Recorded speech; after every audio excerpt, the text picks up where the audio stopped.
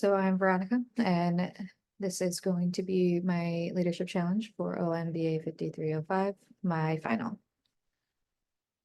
So a little background, I am a trade show planner, so I decided to base this final off of databases that I use and information that I would need. So there's 4 different categories: the company, booth, exhibitor, and pavilion.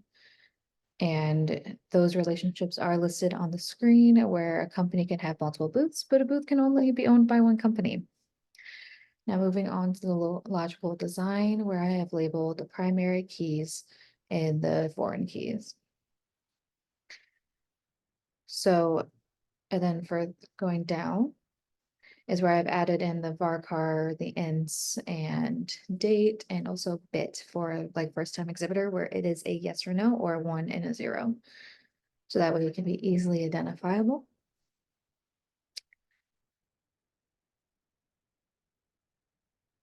And then in part 4, this is just a visualization of the actual diagram. Now moving on to normalization, I had to first denormalize the information from the first section and identify the entities and attributes, which I've also done in that section. There is a visual representation of it, as well as the first normalized form. Now, it was already in the first normalized form because all the values are atomic and they do not hold more than one value. And same thing for 2 NF. It was already in 1 NF, and there is no composite primary key that is made out of 2 values together. There's a visual representation of it as well. And then for 3 NF, again, it was already in 3 NF because it was already 2 NF, and the primary key attributes are not dependent on primary attributes. And there is another visual representation. So moving on, we see myself dropping a table that I had forgotten to clear out before I had started doing the query writing. But I wanted to leave it in there to demonstrate that I do know how to drop a table if it was improperly inputted. And now I did pre-write the code before this to save time on the video, and I am inputting it into the MS SQL. I did run into an error while entering it in. It looks like I had made a typo where I had put underscore where I should not have. So I'm just taking a moment to figure it out and make the edits as needed. So there, I had identified where it was, and just keep things consistent. I also did go into my Google Doc, which I have downloaded as PDF and attached to and uploaded as well. So that way you guys have a copy of it. And from there, I ran it, but then I realized that table had already been made, so I had to drop it with my typos.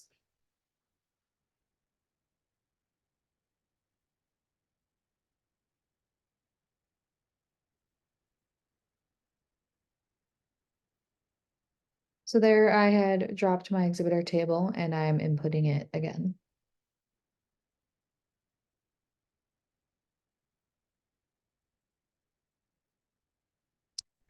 So once it had been inputted, I decided to do a select all so I can make sure that the data had been input correctly and the table was working, which I forgot to add from.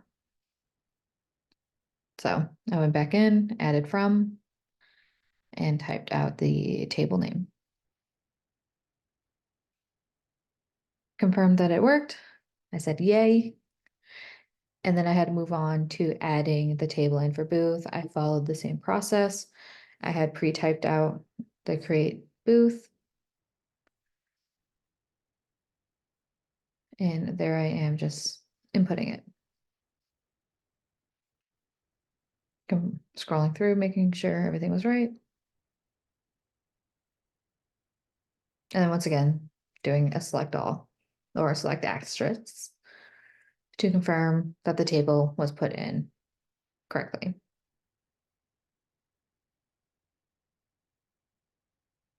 Which it was.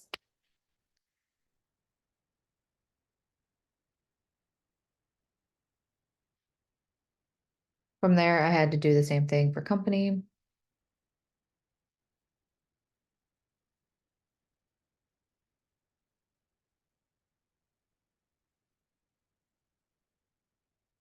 Once again, it looked like it had been put in correctly, but I like to double, triple, quadruple check. So again, select asterisk, company, but then I realized that I forgot to, put the from. So I went back, added that in, confirmed that the details were added correctly. I realized after I recorded this part that I did make a mistake. I had switched the company ID and the booth number in one of the lines. So I had gone in and fixed that, which I did. I admit I forgot to record. But I did run into an error again with this because I forgot to put pavilion before the word topic. So once again, I had to drop the pavilion table so I could re-enter it in correctly.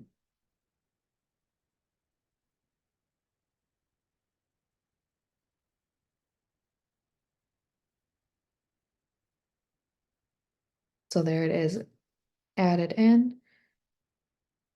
And like before, select asterisk from pavilion table to confirm that the table was input correctly. Now this is where I'm going to run my queries. The first one was a left join between pavilion topic and booth number. So I could see what booth number was part of which pavilion topic.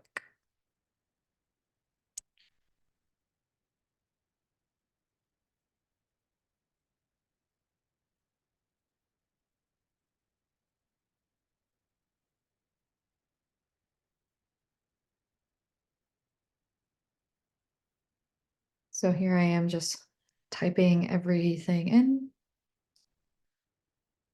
And I didn't realize that I am such a slow typer. But I did the left join booth and the from as the pavilion, and then on pavilion dot booth number equals pavilion booth dot booth number. And there it is. And I did put screenshots of all these queries and the results in the Word document, the PDF that I uploaded as well. And then moving on, I wanted something that's very common that our sales department will ask for is who is our top spenders. And so I did a ranking to see which booths had spent the most money. Because we do typically do something called a VIP lounge for our top exhibitors, or the top exhibitor lounge, where we do put our top 25 spenders, the people that spend the most money. Usually it's like in the high millions per booth. And this query would allow me to rank the people and what they spent on the booth by booth cost. And I did as descending, so that way the highest number would be at the top.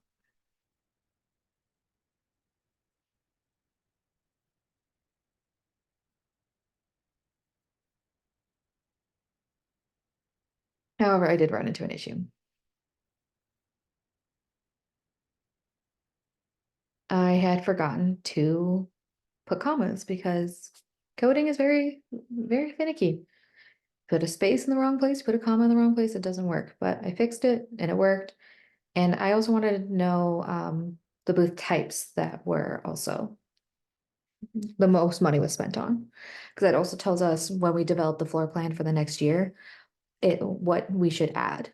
Like where linear booths are best sellers, or which is pretty common because most linear booths are smaller. But if we had an insane number of island booths that were sold, we would want to add more island booths to the floor plan for next year. Now, the next query I'm running is for the total sum. Something else that our sales department and also our executive team likes to know is how much we made on booth sales, or how much was spent by our exhibitors on their booth spaces. So I'm doing a select sum booth cost as total cost from the booth table, which we got that amount. Without the comments, I can't really read that as easily, but it was 8.25 million. So woo, did great in sales.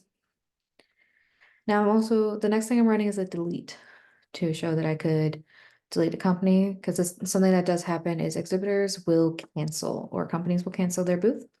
So we are pretending in this instance that EDU Tech has canceled their booth space. So we are removing them from the company table. And it has run, so I'm going to do a select asterisk from company to confirm that it was removed. They are no longer in that table. However, something else that is annoyingly common is exhibitors will cancel their booth space and decide that they actually do want their booth. So for this query, I'm actually inserting the company back into the company table.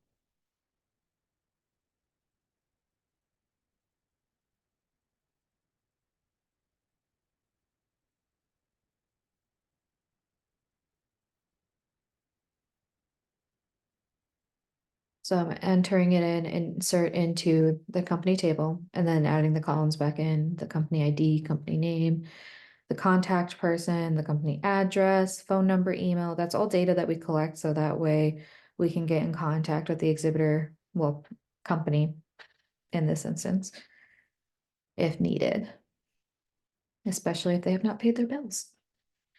So here I'm just adding the data back in, their ID number, the EDU tech name, and all that good stuff.